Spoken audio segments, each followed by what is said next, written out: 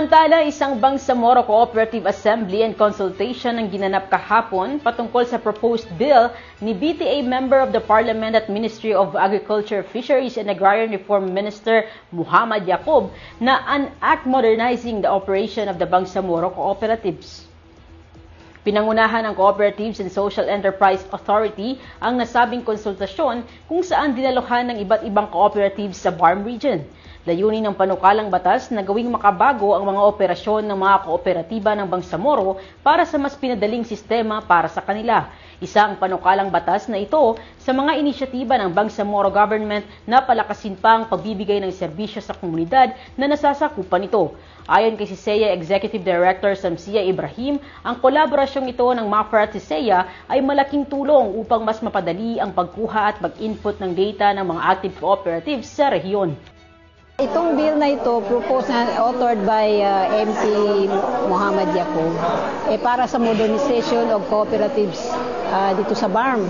Women modernization is yung sa process of registration online and all pertaining information related doon sa cooperative na register sa CISEA.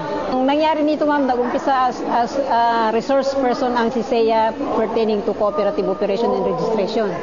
So kami ngayon ang parang resource person to mobilize this bill, pati rin po yung implementing rules and regulations sa amin pa rin after ma-enact itong bill na to. Kami rin ang gagawa ng IRR, inshallah. Inshallah, after thorough consultation from this point, itong dito sa SKC hanggang sa baba, pag nakuha natin yung lahat ng needs ng mga co-ops na dapat isali, that's the time na siguro pag na-enact ito or na-pirmahan, na-approvean sa plenary na magiging bill na talaga siya, that's the time na ma-implement at pagkatapos gagawa na kami ng IRR, inshallah. Na tinatawagan namin ng attention ng lahat ng registered cooperatives na nasa manual ngayon.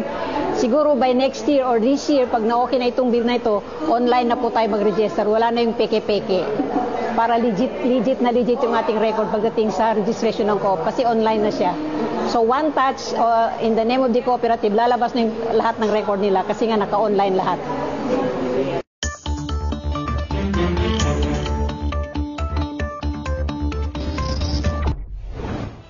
Sa ating panahon ngayon, makakaranas po ng mga pag-ulan sa ilang bahagi ng BARMM dahil sa easterlies. Ayon sa Pag-asa, makakaranas ng pag-ulan ang Basilan, Tawi-Tawi at Sulu, habang easterlies naman sa nalalabing bahagi ng Mindanao. Kaya pinag-iingat po ang mga nasa low-lying areas sa posibleng flash flood at sa mga nakatira malapit sa bundok naman dahil sa banta ng landslides. Manatiling nakaantabay sa mga paalala ng Pag-asa at BARM Ready sa ating panahon ngayon. Sundan ang Facebook pages ng BARM Ready at BARM Ready Weather Update. Makikita rin ang mga hotline numbers ng BARM Ready sa inyong screens. At yan ang mga balitang tampok sa pasada alas 7. Para lagi pong updated sa mga kaganapan at impormasyon sa BARMM, i-like, i-follow at i-share ang official social media accounts ng Bangsamoro Government. Bisitahin din ang bangsamoro.gov.ph. Sa ngalan ng Bangsamoro Information Office, ako po si Carmina Camid, naghahatid balita sa ngalan ng serbisyong publiko at moral governance. Maraming salamat po, pagpalain ang Bangsamoro.